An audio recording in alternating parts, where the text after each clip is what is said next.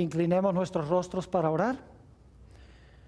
Padre Celestial, te damos gracias por el privilegio que nos concedes de venir a este lugar para abrir tu palabra y escuchar tu voz. Vamos a estudiar un tema solemne en el día de hoy.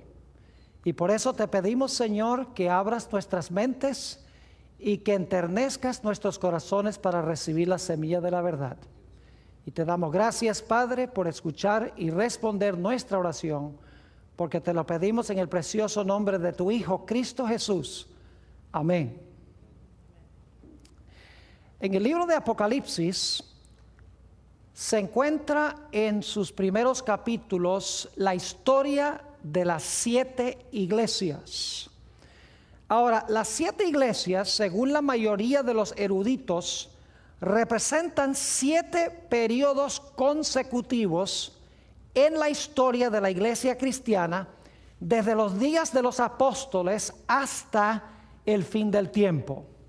Es decir, que las 7 iglesias eran iglesias literales en Asia Menor, pero Dios las escogió para ilustrar características de la iglesia en 7 periodos consecutivos de toda la historia de la iglesia, desde los días apostólicos hasta el fin del tiempo. La mayoría de los eruditos bíblicos están de acuerdo con este panorama. Quisiera leer, al comenzar nuestro estudio de hoy, 2 citas. Una cita es de un autor muy bien conocido, ha escrito muchos libros sobre las profecías. Su nombre es Hal Lindsey. Y luego después quiero leer una cita también de una autora prolífica con el nombre de Elena G. de White. La primera cita que quiero leer se encuentra en el libro Vanished into Thin Air, la página 276. Es una cita que yo traduje de un libro en inglés.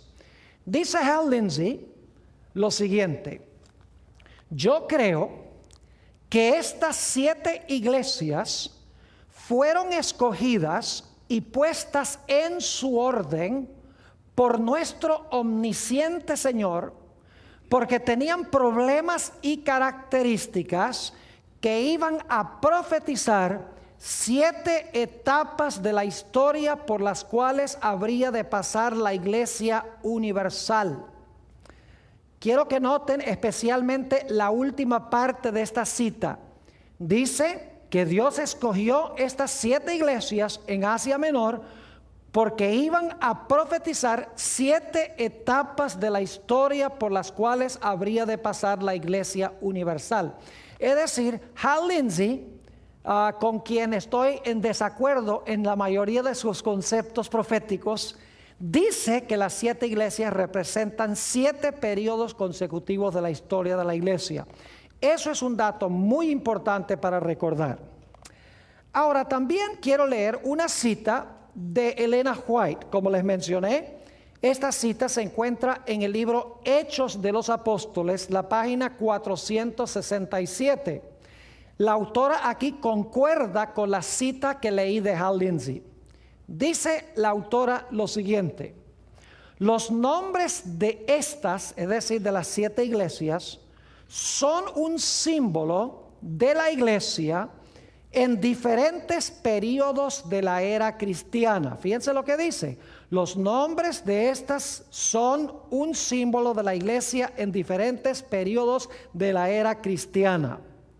Luego sigue diciendo, el número 7 indica algo completo y significa que los mensajes se extienden hasta el fin del tiempo, mientras que los símbolos usados revelan la condición de la iglesia en diferentes periodos de la historia. Así que la autora nos dice varias cosas importantes. En primer lugar, nos dice que estas iglesias representan 7 periodos de la era cristiana. Nos menciona también que el número 7 indica totalidad, es decir, estas iglesias representan la totalidad de la historia de la iglesia. Y nos dice que los símbolos que se usan para las iglesias describen la condición de la iglesia en diferentes periodos. Así que es importante recordar entonces que las 7 iglesias representan 7 periodos de la historia de la iglesia universal, desde los días de los apóstoles hasta el fin del tiempo. hay un punto muy importante tomando en cuenta lo que hemos notado. Y es que la iglesia número 6, que es la que vamos a estudiar en nuestro tema de hoy, la iglesia de Filadelfia, tiene que ser un periodo de la historia de la iglesia hacia el final de la historia. Porque si la primera iglesia representa los tiempos apostólicos, la segunda iglesia el periodo después de eso, y luego la tercera iglesia, la cuarta, la quinta y la sexta iglesia tiene que representar un periodo al final de la historia de la iglesia, porque no queda sino una sola iglesia, son 7. Así que la sexta tiene que ser al puro final de la historia de la iglesia. Esto es muy importante. Otro dato supremamente importante es el significado del nombre de la séptima iglesia, la iglesia que sigue a la número 6. El nombre Laodicea, que es el nombre de la séptima iglesia, significa juzgar al pueblo. Es decir, que la iglesia que viene después de la iglesia número 6 lleva el nombre Laodicea, que significa juzgar al pueblo. Durante el periodo de la séptima iglesia, entonces, encontramos que se va a juzgar al pueblo. Es un dato muy importante. Así que resumiendo, entonces, las 7 iglesias representan 7 periodos consecutivos de la historia de la iglesia. La iglesia número 6 tiene que ser un periodo ya llegando al final de la historia de la iglesia. La iglesia número 7, el significado del nombre Laodicea es juzgar al pueblo, lo cual significa que la iglesia número 6 viene inmediatamente antes de iniciarse el juicio. Ahora, con este marco histórico, podemos entrar a estudiar el mensaje a la iglesia de Filadelfia, la sexta iglesia. Si tienen sus Biblias, vayan conmigo al libro de Apocalipsis, el capítulo 3 y los versículos 7 y 8. Apocalipsis 3 y el versículo 7 y 8. Y recuerden, voy a recalcar otra vez este punto muy importante, y es que esta es la iglesia número 6, tiene que ser ya hacia el final de la historia de la iglesia. Y es la iglesia que viene inmediatamente antes de la iglesia en que se juzga al pueblo de Dios. Dice allí en Apocalipsis 3 y el versículo 7 lo siguiente: escribe al ángel de la iglesia en Filadelfia, esto dice el santo, el verdadero, el que tiene la llave de David. Ahora yo pregunto, ¿qué era David? Bueno, todos sabemos que David era un rey. Así que el que tiene esta llave de David tiene que estar en la línea de los reyes. Es decir, según dice este mensaje, tiene la llave de David. Y ahora noten lo que sigue diciendo: el que abre y ninguno cierra, y cierra y ninguno abre. Ahora, ustedes saben que una llave se usa para abrir una puerta. Aquí dice que el personaje que se menciona en esta iglesia, que dicho sea de paso es Jesús, tiene la llave de David. Y con la llave abre y ninguno cierra, y con la llave cierra y ninguno abre. Ahora, la pregunta clave es: ¿qué es lo que abre y qué es lo que cierra? Sigamos leyendo. Dice: yo conozco tus obras. He aquí, he puesto delante de ti una ¿qué? Una puerta abierta, la cual nadie puede cerrar. Porque aunque tienes poca fuerza, has guardado mi palabra y no has negado mi nombre. Es decir, el propósito de la llave es para abrir una puerta y para cerrar otra puerta. Y uno se pregunta, ¿cuál puerta es la que cierra esta llave y cuál puerta es la que abre esta llave? En la iglesia de Filadelfia hay una puerta que se le coloca enfrente a esta iglesia y se le invita a esta iglesia a entrar por esa puerta que ha sido abierta por la llave. Ahora, para entender la llave de David necesitamos regresar al Antiguo Testamento, porque este pasaje de Apocalipsis 3, 7 y 8 viene de un pasaje que encontramos en el libro de Isaías. Vuelvan conmigo a Isaías, el capítulo 22 y los versículos 21 y 22. Isaías 22 y el versículo 21 y 22. Y acuérdense que en el libro de Apocalipsis se está hablando es del Señor Jesucristo. Esto dice el santo, el verdadero, el que tiene la llave de David, es Jesús mismo. Y esta es una profecía que viene del libro de Isaías. Aquí sí que en Isaías se refiere también a Jesús.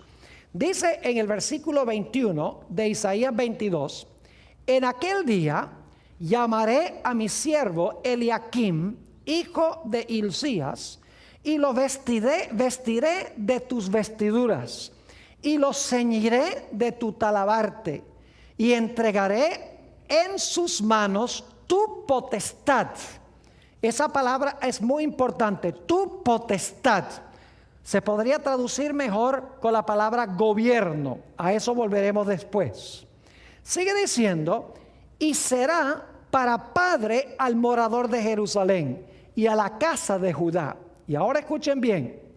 Y pondré la llave de la casa de David sobre su hombro. Y abrirá y nadie cerrará, y cerrará y nadie abrirá. Así que se dan cuenta que este pasaje de Apocalipsis 3 viene de Isaías 22, porque habla de David, quien era rey, habla de la llave y habla de abrir y de cerrar. Es decir, que según Isaías 22, 21 y 22, se le da a Jesús la llave de la casa de David y esa llave va a abrir algo que nadie puede cerrar. Ahora, la pregunta queda pendiente, ¿qué es lo que esa llave abre? ¿Cuál puerta es la que abre esa llave? Ahora, quiero que noten aquí en Isaías 22 que la llave, y esto no se menciona en Apocalipsis 3, la llave dice, está sobre su ¿qué? La llave está sobre su hombro. Ahora, eso es raro que una llave esté sobre el hombro. Generalmente cuando tenemos una llave nos la metemos en un bolsillo, ¿verdad que sí? Pero aquí dice que el de la casa de David, el que tiene la llave sobre el hombro. ¿Qué significa esto? Bueno, necesitamos ir a otro pasaje del libro de Isaías. Isaías el capítulo 9, y quiero leer los versículos 6 y 7. Isaías el capítulo 9 y los versículos 6 y 7. Aquí vamos a ver qué es lo que significa la llave sobre el hombro. Nuevamente Isaías 9 y el versículo 6 y 7. Y este es un pasaje muy bien conocido. Claramente es una profecía mesiánica. Especialmente el versículo 6 podemos tal vez recitarlo de memoria. Dice aquí en Isaías 9:6, porque un niño nos es nacido, hijo nos es dado, y el principado sobre su ¿qué? Sobre su hombro. Ahora, qué interesante, en Isaías 22, ¿qué es lo que tenía sobre el hombro? La llave tenía sobre el hombro. Pero aquí nos dice que tiene ¿qué cosa? El principado sobre su hombro. Ahora, el Antiguo Testamento fue escrito mayormente en el idioma hebreo. Lamentablemente, a veces cuando se traducen textos del Antiguo Testamento, no se le da la misma traducción a la misma palabra. Ustedes recuerdan en Isaías 22 y el versículo 21, que dice que el que tenía la llave de David se le iba a dar potestad. Esa palabra potestad es la misma palabra que se traduce aquí principado. Es decir, la potestad es el principado. En inglés es mejor la traducción. En inglés dice, the government will be upon his shoulder. Es decir, el gobierno, el principado, el reinado está sobre su hombro. Es decir, que la llave algo tiene que ver con abrir una puerta para que Jesús vaya a buscar su ¿qué? Su potestad, su principado, su gobierno o su reinado. Ahora noten lo que sigue diciendo, otra vez el versículo 6. Porque un niño nos es nacido, hijo nos es dado, y el principado sobre su hombro. Y se llamará su nombre admirable, consejero, Dios fuerte, Padre eterno, príncipe de paz. Y ahora noten que con la llave que tiene sobre su hombro, o con el principado que tiene sobre su hombro, va a abrir la puerta y va a lograr un imperio que va a cubrir todo el planeta Tierra. Dice en el versículo 7, lo dilatado, es decir, la extensión de su imperio y la paz no tendrán, ¿qué cosa? Límite sobre el trono de David y sobre su reino, disponiéndolo y confirmándolo en juicio y en justicia desde ahora y para siempre. El celo de Jehová de los ejércitos hará esto.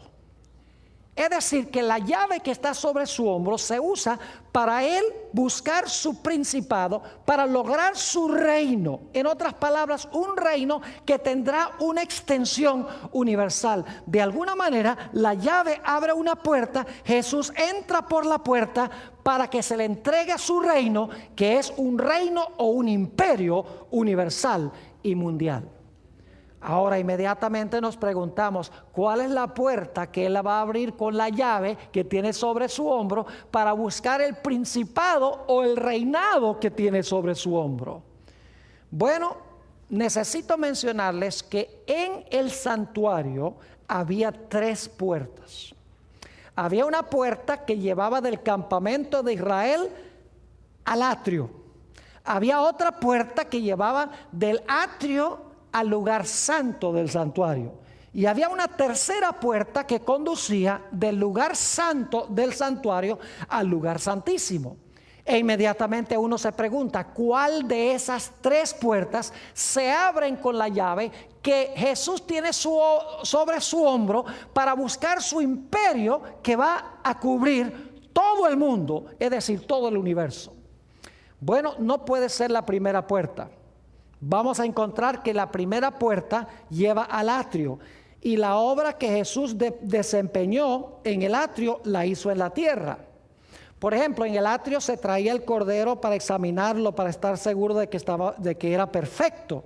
Y también en el atrio, sobre el altar, se sacrificaba el cordero. Es decir, esa labor la cumplió Jesús cuando estuvo aquí en la tierra. El atrio representa la tierra. Cuando Jesús vino del cielo a la tierra, llegó a este mundo, vivió una vida perfecta como Cordero de Dios, murió también como el Cordero de Dios. Jesús cumplió la labor o la obra del atrio. Esa primera puerta, la que conduce del campamento al atrio, no es la puerta que se menciona aquí en Apocalipsis, el capítulo 3. Ahora, en el santuario había una segunda puerta. Y esa puerta llevaba del atrio al lugar santo del santuario. Quiero que notemos lo que dice Apocalipsis, el capítulo 4 y el versículo 1 al 3. El libro de Apocalipsis menciona 2 puertas abiertas. Y vamos a notar cuál es la puerta abierta que se menciona en relación con el mensaje a la iglesia de Filadelfia. Apocalipsis, el capítulo 4 y el versículo 1. Después de esto miré, y he aquí una puerta abierta. ¿A dónde? En el cielo. No puede ser la puerta que lleva del campamento al atrio, porque eso es en la tierra. Esta puerta está abierta, ¿dónde? En el cielo. Ahora dice entonces, después de esto miré, y he aquí una puerta abierta en el cielo.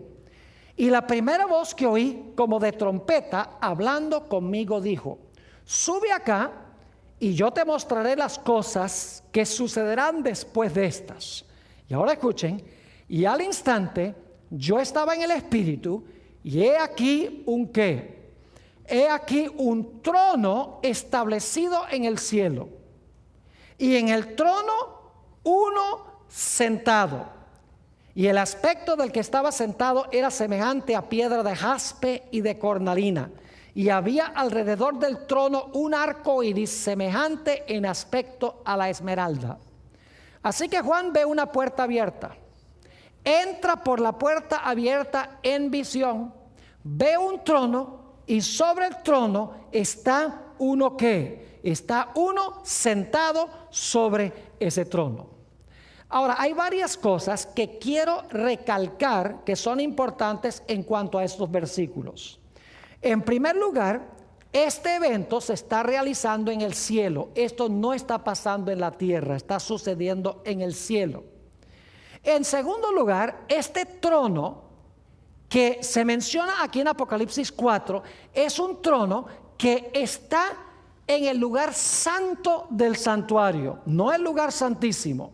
Y algunos dicen, ¿cómo sabe, pastor, que esta puerta abierta conduce al lugar santo y no al lugar santísimo? Bueno, Apocalipsis 4 y el versículo 5 nos da un dato muy interesante. Dice en Apocalipsis 4:5, y del trono, donde está este sentado, que resulta ser Dios el Padre, y del trono salían relámpagos, truenos y voces, y delante del trono ardían, ¿qué cosa? 7 lámparas de fuego, los cuales son los 7 espíritus de Dios. ¿Qué es lo que se encontraba delante del trono? 7 lámparas de fuego. Ahora yo pregunto, ¿en qué apartamento del santuario se encontraba la lámpara que tenía 7 brazos o 7 luces? No cabe duda que ese mueble se encontraba en el lugar santo del santuario. Es decir, ese trono está a donde se encontraba el candelabro. Además de eso, hay otro dato que nos indica en qué apartamento está realizándose eso y a dónde lleva esta puerta abierta.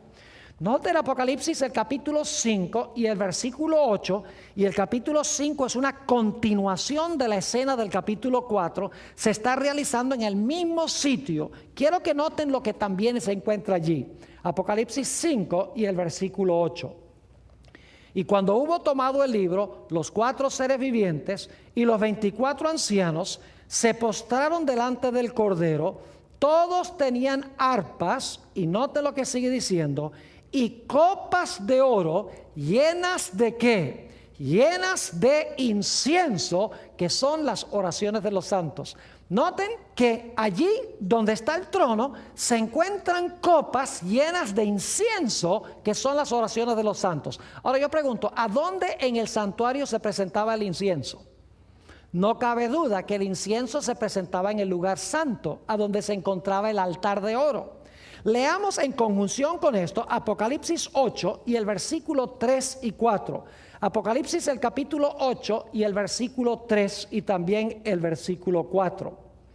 Dice, otro ángel vino entonces y se paró ante el altar con un incensario de oro, y se le dio mucho incienso para añadirlo a las oraciones de todos los santos sobre el altar de oro que estaba delante del trono. Fíjense que el altar de oro, de incienso, está delante del trono.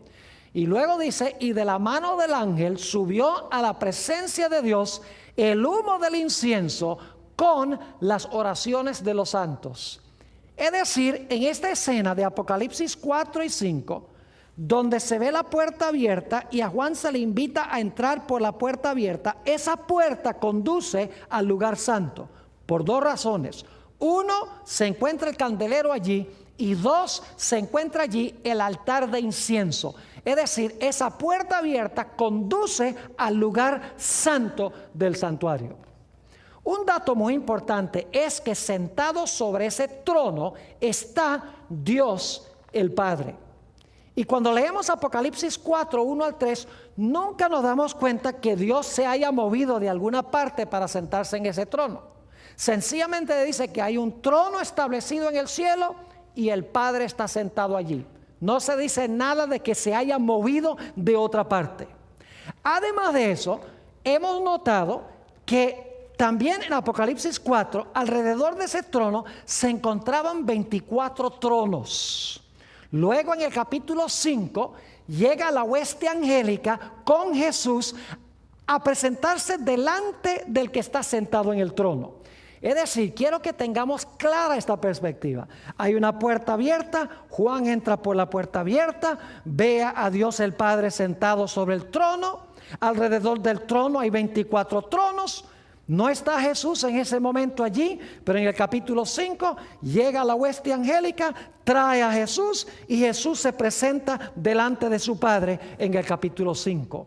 Todo esto se está realizando en el lugar santo del santuario. Es decir, que esta puerta que se menciona en Apocalipsis el capítulo 4 y el versículo 1 al 3 es la puerta que conduce al lugar santo del santuario.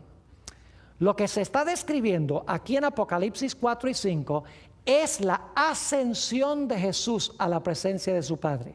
Porque después que Jesús cumplió su obra en el atrio, después que Jesús vivió una vida perfecta como el Cordero de Dios, después que Jesús sacrificó su vida sobre la cruz, sobre el altar, el Señor Jesucristo ascendió al cielo, como dice aquí, acompañado de los ángeles, y se presentó delante de su Padre para sentarse con su Padre en el trono. Es decir, que Apocalipsis 4 y 5 hablan de una puerta que nos lleva al lugar santo, a donde se encontraba el Padre y donde finalmente llega Jesús a presentarse delante de su Padre. Pero ahora necesitamos ir a otra puerta.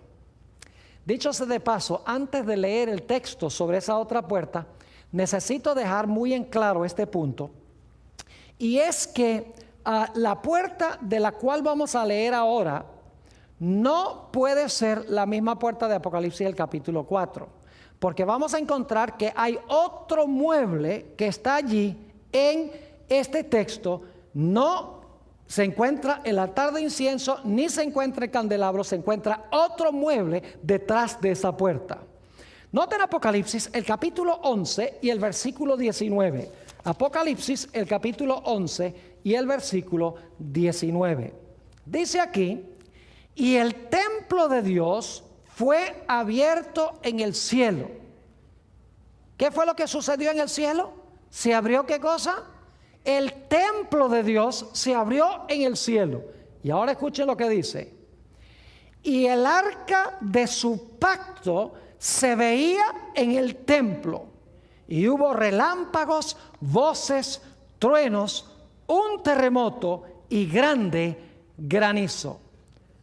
Ahora yo quiero preguntar, ¿esta puerta a dónde conduce? ¿Al lugar santo del santuario? No. Esta puerta conduce al lugar santísimo del santuario. Y quiero que noten que esta puerta no estuvo siempre abierta.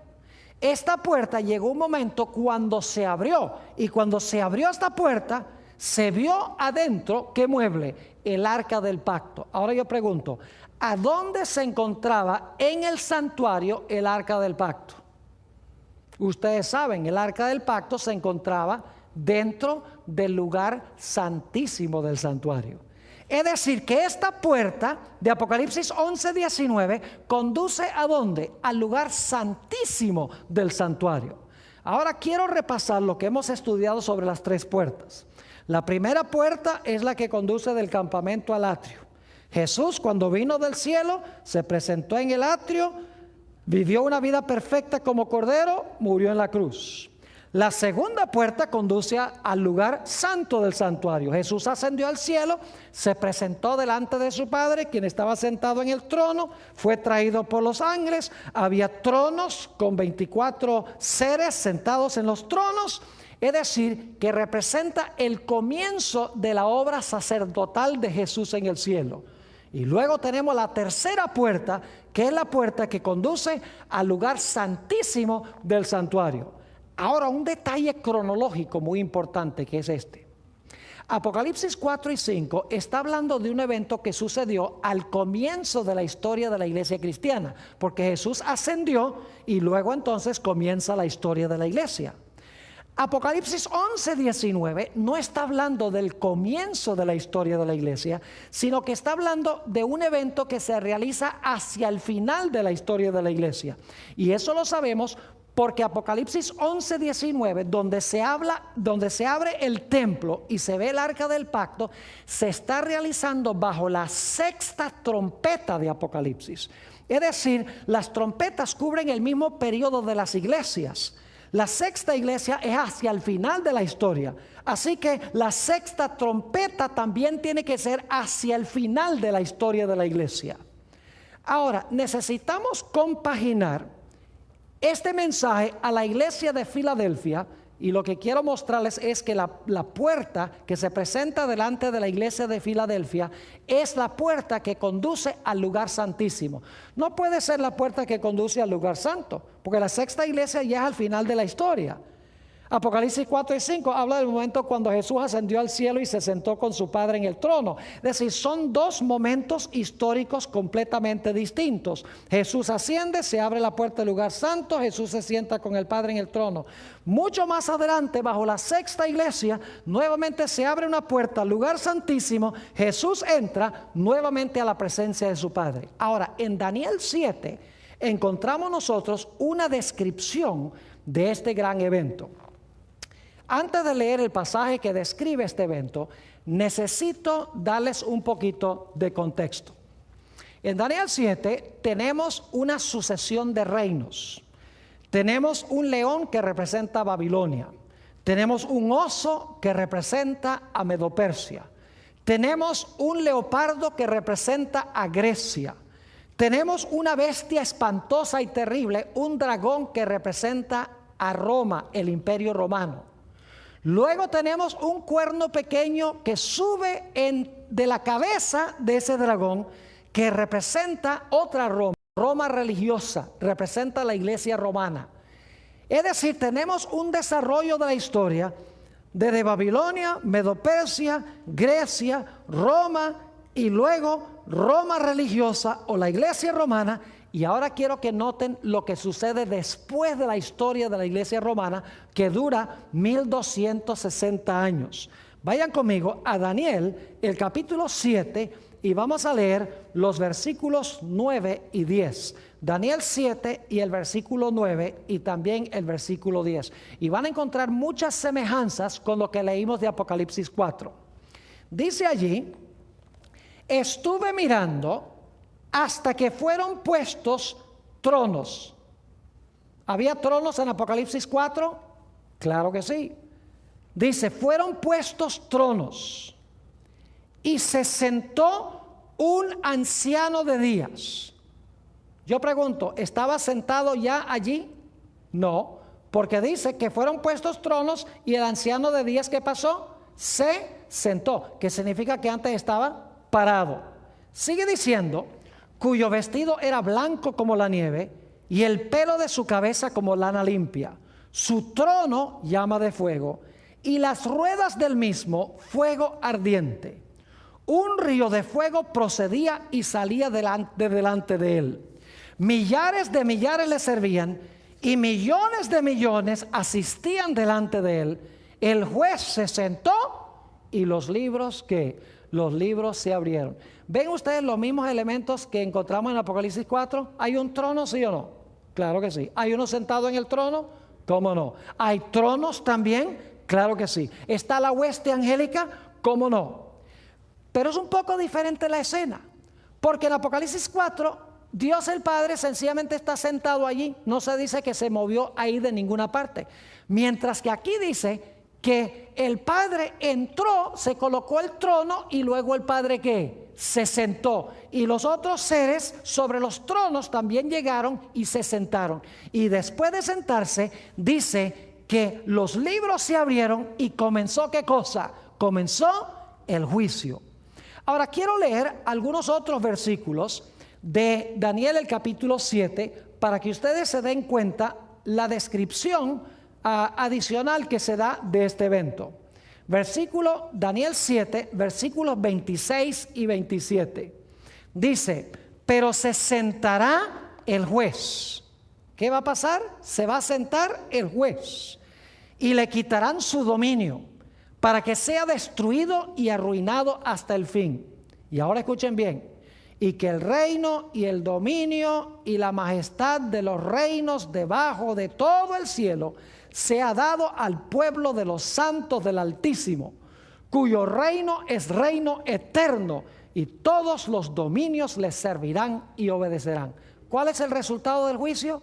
El resultado del juicio es que a Jesús se le va a dar el reino ¿qué? Se le va a dar el reino eterno. Lo mismo que encontramos el mensaje a la iglesia de Filadelfia. Ahora, quiero que noten Daniel 7 y el versículo 13 y 14. Ustedes notan que se colocan tronos, se coloca un trono, el Padre se sienta en el trono, los libros se abren. Y entonces, como en Apocalipsis 4, ahora se presenta Jesús delante del Padre. Daniel 7 y el versículo 13 y 14. Y miraba yo en la visión de la noche, y he aquí, con las nubes del cielo, venía uno como un hijo de hombre, que vino hasta ¿dónde? Que vino hasta el anciano de días, y le hicieron acercarse delante de él. ¿Y qué hace cuando entra ya a donde se encontraba Dios el Padre? Dice, le fue dado ¿qué cosa? Dominio, gloria y reino, para que todos los pueblos, naciones y lenguas le sirvieran. Su dominio es dominio eterno que nunca pasará, y su reino uno que no será no será destruido. Yo pregunto entonces, en Apocalipsis el capítulo 3, la iglesia de Filadelfia dice que se le da una llave. Vimos que la llave está sobre el hombro, el principado está sobre el hombro, y luego se dice que su reino no va a tener fin ni va a tener límites de extensión. Yo pregunto, ¿es la misma escena que encontramos en Daniel el capítulo 7? Claro que sí. Ahora, quiero que noten el detalle cronológico, que es lo importante. La iglesia de Filadelfia, en la sexta iglesia, ya al final de la historia de la iglesia, la siguiente iglesia es la iglesia del juicio, porque la Odisea significa juzgar al pueblo. De la misma manera, en Daniel 7 encontramos que el Padre entra, se sienta, luego llega Jesús con los ángeles, entra por la puerta al lugar santísimo, y entonces se le da a Jesús su reino, un reino que no será corrompido, un reino que es de extensión universal. Y quiero que noten que se le da el reino después de Babilonia, Medo-Persia, Grecia, Roma y el periodo de la iglesia romana, que son 1260 años. Ahora quiero que analicemos otro detallito interesante en cuanto al mensaje a la iglesia de Filadelfia. Vayan conmigo a Apocalipsis, el capítulo 3 y el versículo 9. Apocalipsis el capítulo 3 y el versículo 9. Un detallito muy interesante. Dice aquí, he aquí, yo entrego de la sinagoga de Satanás a los que se dicen ser judíos y no lo son, sino que mienten. He aquí, yo haré que vengan y se postren a tus pies y reconozcan que yo te he amado. Noten que en conjunción con la iglesia de Filadelfia se menciona ¿qué cosa? La sinagoga de Satanás. Y dice que se dicen ser judíos, pero no lo son. Ahora, ¿qué quiere decir este lenguaje? Que en la iglesia de Filadelfia hay personas que dicen que son judíos y no lo son. Esto no puede referirse a judíos literales. Y ustedes dicen, ¿por qué razón no? Porque esto tiene que ver con la historia de la iglesia, no con la historia de los judíos. La sexta iglesia tiene que ver con la historia de la iglesia universal, no tiene que ver con los judíos. Entonces la pregunta es, ¿qué significa la sinagoga de Satanás que se encontraba allí en la iglesia de Filadelfia? Necesitamos entender, mis queridos hermanos, lo que significa un judío en el Nuevo Testamento. Vayan conmigo a Romanos el capítulo 2 y el versículo 28 y 29. En realidad, cuando se menciona este grupo que dicen ser judíos y no son, lo que quiere decir es que ellos se dicen ser cristianos y no lo son. Porque en realidad ser judío, según la definición del Nuevo Testamento, es ser cristiano, es decir, es recibir a Jesús. Noten Romanos 2 y el versículo 28 y 29. Dice, pues no es judío el que lo es exteriormente. Es decir, un judío puede ser exteriormente judío, pero según el apóstol Pablo no es judío. Dice, pues no es judío el que lo es exteriormente, ni es la circuncisión la que se hace exteriormente en la carne. La verdadera circuncisión no es la literal de un judío, sino que es un judío el que lo es en lo interior. Y la circuncisión es la del ¿qué? La del corazón, en espíritu, no en letra, la alabanza del cual no viene de los hombres, sino de Dios. Yo pregunto, ¿qué es un judío realmente? ¿Un judío es uno lo que es exteriormente judío? No. Un judío es el que ha tenido una transformación de su ¿qué? De su corazón, que ha recibido a Jesús como su Salvador y su Señor. Noten Romanos 9 y el versículo 6 al 8. Romanos 9 y el versículo 6 hasta el versículo 8. Dice el apóstol Pablo: no que la palabra de Dios haya fallado, porque no todos los que descienden de Israel son israelitas. Es decir, no todo israelita es israelita, dice el apóstol Pablo. Entonces, ¿quién es el israelita? Sigue diciendo: no por ser descendientes de Abraham son todos hijos, sino en Isaac se será llamada descendencia. Esto es, no los que son hijos según la carne son los hijos de Dios, es decir, no los judíos literales son los hijos de Dios, sino que los que son hijos según la promesa son contados como descendientes. Es decir, ser judío no significa tener la sangre de Abraham en las venas, no significa estar circuncidado, no significa vivir en la tierra de Israel. Ser judío significa tener un corazón transformado por Jesús, significa haber recibido de verdad a Jesús como Salvador y como Señor. Fíjense en San Juan el capítulo 8 y el versículo 37, y luego voy a saltar al versículo 44. Aquí Jesús estaba hablando con los judíos que profesaban ser simiente de Abraham. Y yo quiero que noten lo que Jesús les dijo. Estos que rechazaban a Jesús, Jesús les dice: ustedes no son hijos de Abraham, ustedes no son judíos. Ustedes se dicen ser judíos, pero no son, porque me han rechazado a mí. Noten San Juan 8 y el versículo 37. Dice Jesús: sé que sois descendientes de Abraham. Es decir, yo sé que ustedes son descendientes de Abraham, pero procuráis matarme, porque mi palabra no haya cabida en vosotros. Versículo 44. Vosotros sois de vuestro padre, ¿qué cosa? El diablo, y los deseos de vuestro padre queréis hacer. Él ha sido homicida desde el principio y no ha permanecido en la verdad, porque no hay verdad en él. Cuando habla mentira, de lo suyo habla, porque es mentiroso y padre de mentira. Fíjense que Jesús le dice a los judíos: yo sé que ustedes descienden de Abraham, pero ustedes no son descendientes de Abraham, ustedes no son judíos, porque ustedes me quieren matar a mí. Abraham me amó, quería ver mi día, estaba contento cuando sabía que yo iba a venir, pero ustedes dicen ser hijos de Abraham y quieren matarme, así que ustedes no son hijos de Abraham, nada. Aunque son judíos literales, en realidad no son judíos en verdad, porque no han recibido a Jesús como Salvador y Señor. Un último texto, Gálatas 3 y el versículo 28 y el versículo 29, sobre la identidad de lo que es un judío. Dice en Gálatas 3, 28 y 29: ya no hay judío ni griego, no hay esclavo ni libre, no hay varón ni mujer, porque todos vosotros sois uno en Cristo Jesús. Y ahora viene el versículo clave: y si vosotros sois de Cristo, ciertamente simiente de Abraham sois y herederos según la promesa. ¿Qué es lo que significa ser hijo de Abraham? Significa, ¿qué cosa? Haberse unido con Jesús. Si vosotros sois de Cristo, simiente de Abraham sois.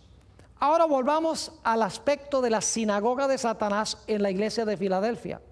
Recuerden que esto no tiene nada que ver con judíos literales, porque esta es la sexta iglesia. Ya los judíos han sido rechazados como nación mucho tiempo antes. Lo que quiere decir esto es que en la iglesia de Filadelfia iba a haber personas que se decían ser cristianas y no lo eran. Es decir, que eran cristianos profesos, pero en realidad eran cristianos falsos. Se decían ser judíos, pero no lo eran. Ser judío es unirse con Jesús. Dicen que están unidos con Jesús, pero en realidad no lo estaban. Es decir, que en la iglesia de Filadelfia hay un grupo que se les presenta la puerta abierta, entran por la puerta abierta con Jesús y Jesús va a recibir su reino. Mientras que hay otros que profesan ser cristianos, que no entran y se constituyen, como dice en Apocalipsis el capítulo 3, la sinagoga de Satanás. Ahora quiero que vayamos a Apocalipsis porque tenemos la misma escena o el mismo panorama.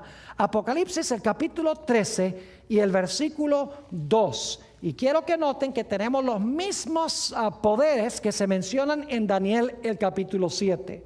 Apocalipsis 13 y el versículo 2. Dice, y la bestia que vi, escuchen bien, era semejante a un leopardo, y sus pies como de oso, y su boca como boca de león, y el dragón le dio su poder y su trono y grande potestad. ¿Se dan cuenta que tenemos las mismas bestias de Daniel 7? Tenemos un león, tenemos un oso, tenemos un leopardo y tenemos un dragón. Y luego, por la escasez de tiempo, solo voy a mencionar esto. Luego dice que el dragón le da a la bestia su trono, su poder y su potestad, y entonces la bestia gobierna el mismo periodo de tiempo que el cuerno pequeño. Es decir, que Apocalipsis 13 presenta el mismo panorama de Daniel 7. En Daniel 7 tenemos un león, oso, leopardo, dragón. Luego sale un cuerno pequeño que gobierna 1260 años. Luego entonces viene la escena del juicio. El juez se sienta, Jesús viene con los ángeles y empieza el juicio. Aquí tenemos las mismas bestias, el león, el oso, el leopardo, el dragón, y luego la bestia gobierna 42 meses, es decir, el mismo periodo de 1260 años. Y luego quiero que noten que después que gobiernan el león, el oso, el leopardo, el dragón y la bestia durante el mismo periodo que el cuerno pequeño, quiero que noten lo que sucede inmediatamente después. En Daniel 7 dice que inmediatamente después viene el juicio. Ahora quiero que noten que en Apocalipsis 14, inmediatamente después de estos poderes, también viene el juicio. Apocalipsis 14 y el versículo 6 y 7. Apocalipsis 14 y el versículo 6 y 7.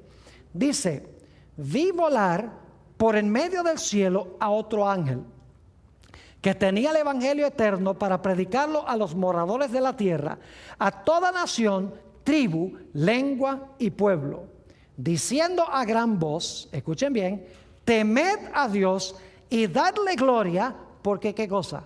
Porque la hora de su juicio ha llegado, y adorad a aquel que hizo el cielo, la tierra, el mar y las fuentes de las aguas.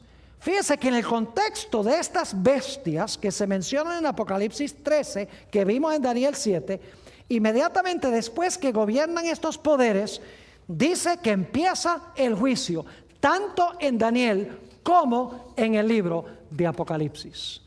Ahora, yo quiero que ustedes noten también que inmediatamente después que Apocalipsis 14, 6 y 7 dice, la hora de su juicio ha llegado, en el siguiente versículo, en el versículo 8 de Apocalipsis 14, se dice algo muy interesante. Note lo que dice Apocalipsis 14 y el versículo 8. Otro ángel le siguió diciendo, ha caído, ¿qué cosa? Babilonia, la gran ciudad, porque ha hecho beber a todas las naciones del vino del furor de su fornicación. Ahora fíjense qué interesante. En el mensaje a la iglesia de Filadelfia se coloca una puerta abierta. Esa puerta abierta conduce al lugar santísimo donde está el arca, donde se va a desempeñar el juicio para que Jesús reciba su reino. Y en esa iglesia está un grupo apóstata que se conoce como la sinagoga de Satanás, que dicen que son cristianos genuinos, pero no lo son. Lo mismo tenemos en Apocalipsis el capítulo 13 y 14. Tenemos los mismos poderes, el león, el oso, el leopardo, el dragón, los 1260 años, llega la hora del juicio divino y entonces en el mensaje del segundo ángel dice, ha caído Babilonia. Es decir, que la sinagoga de Satanás en el mensaje a la sexta iglesia es el mismo poder que se denomina en el mensaje del segundo ángel, ¿con qué nombre? Con Babilonia. La sinagoga de Satanás es Babilonia. Y alguno dirá, pero pastor, usted está diciendo que Babilonia representa personas que profesan ser cristianas y no lo son. Claro que sí. Noten Apocalipsis 18 y el versículo 1 al 4. Apocalipsis el capítulo 18 y el versículo 1 hasta el versículo 4. Les voy a demostrar que aquí se encuentra en Babilonia el pueblo de Dios. Babilonia representa a aquellos que profesan ser pueblo de Dios. Dice en Apocalipsis 18, 1 al 4. Después de esto, vi a otro ángel descender del cielo con gran poder, y la tierra fue alumbrada con su gloria. Y clamó con voz potente diciendo: ha caído la gran Babilonia, y se ha hecho habitación de demonios y guarida de todo espíritu inmundo. ¿Suena eso como la sinagoga de Satanás? Claro que sí. Se ha hecho habitación de demonios y guarida de todo espíritu inmundo y albergue de toda ave inmunda y aborrecible, porque todas las naciones han bebido del vino del furor de su fornicación, y los reyes de la tierra han fornicado con ella, y los mercaderes de la tierra se han enriquecido de la potencia de sus deleites. Y ahora escuchen bien: y oí otra voz del cielo que decía: salid de ella, ¿qué? A ver, no les oigo. ¿Salid de ella qué? Pueblo mío. Yo pregunto entonces, ¿Babilonia tiene pueblo de Dios, sí o no? Si en Babilonia no hay pueblo de Dios, ¿por qué razón en este mensaje Dios dice: salid de Babilonia, pueblo mío? Tiene que ser que Babilonia representa el cristianismo apóstata, y que Dios tiene verdaderos creyentes en Babilonia que son sinceros de corazón, que en verdad han recibido a Jesús, pero no conocen mejor y están en Babilonia. Por eso es que Dios llama a esas personas sinceras a que salgan de Babilonia antes de que Babilonia reciba el castigo de Dios. Así que dice: oí otra voz del cielo que decía: salid de ella, pueblo mío, para que no seáis partícipes de sus pecados, ni recibáis parte de sus ¿qué? Parte de sus plagas. Ojalá hayan entendido lo que hemos estudiado en esta primera sección de este tema, muy importante. Vamos a repasar lo que hemos estudiado. Hemos encontrado que hay tres puertas: una puerta que conduce al atrio, otra que conduce al lugar santo y otra puerta que conduce al lugar santísimo. Nos hemos dado cuenta que cuando Jesús vino del cielo a la tierra, entró al atrio, porque se presentó como el Cordero perfecto y murió sobre el altar, es decir, sobre la cruz. Después que Jesús murió, ascendió al cielo, entró por esa primera puerta de Apocalipsis 4, entró al lugar santo, a donde se encuentra el candelabro y a donde se encuentra el altar de incienso. Y ahí estuvo Jesús durante mucho tiempo, más de 1800 años estuvo Jesús en el lugar santo. Pero bajo la iglesia de Filadelfia, que se describe también en Daniel el capítulo 7 y Apocalipsis el capítulo 14, después que pasaron Babilonia, Medo-Persia, Grecia, Roma, la iglesia romana, comenzó el juicio. Se abrió esa puerta de Apocalipsis 11:19, que es la misma puerta que se le presenta a la iglesia de Filadelfia, y entonces el Padre entró por esa puerta al lugar santísimo donde está el arca del pacto y se sentó. Y luego entonces dice que el Señor Jesucristo fue traído por los ángeles a donde se encontraba el Padre para participar en la obra del juicio. Y entonces allí Jesús recibió el reino, un reino que nunca se corromperá, un reino que tendrá extensión universal. Es decir, que todas estas profecías compaginan el mensaje a la iglesia de Filadelfia, la profecía de Daniel 7 y la profecía de Apocalipsis 13 y 14. Todos compaginan. Y hemos visto que en el contexto de la iglesia de Filadelfia hay algunos cristianos que profesan ser hijos de Jesús y en verdad no lo son. Y en el contexto de los mensajes de los tres ángeles hay también algunos que se denominan ser hijos de Jesús, pero la Biblia los llama Babilonia. Y hemos visto que Dios tiene hijos sinceros allí en Babilonia. Y Él en los últimos días va a llamar a esas personas a salir de Babilonia para integrarse plenamente al pueblo de Dios. Hemos estudiado ahora el contexto histórico del mensaje a la iglesia de Filadelfia, de Daniel el capítulo 7 y de Apocalipsis el capítulo 13 y 14. Quise comenzar con la Biblia porque la Biblia es nuestra norma de fe y de conducta. Pero quiero compartir con ustedes que en nuestro segundo segmento, que sigue inmediatamente, vamos a analizar este tema desde la perspectiva de una autora extraordinaria que compagina perfectamente con lo que hemos estudiado de la Sagrada Escritura. Voy a dedicar la segunda hora para hablar de varias cosas que escribió una autora hace más de 100 años. Su nombre es Elena G. de White. Y ustedes se van a dar cuenta en las citas que les voy a leer cómo ella compagina perfectamente con lo que dice la Biblia, solo que ella amplía y describe con lujo de detalles lo que hemos estudiado durante nuestro primer periodo de hoy. Así que espero que lo que hemos estudiado haya quedado claro y que de esa manera estemos ya preparados para nuestro segundo tema, donde vamos a analizar y a estudiar cuidadosamente los escritos de una señora que participó en estos eventos que se realizaron en 1844, cuando se abrió la puerta al lugar santísimo y entró allí el Padre, para luego entrar el Señor Jesucristo allí para comenzar el juicio, a donde Jesús recibirá el reino, un reino que no se corromperá, un reino que será de extensión universal. Pronto estudiaremos esto.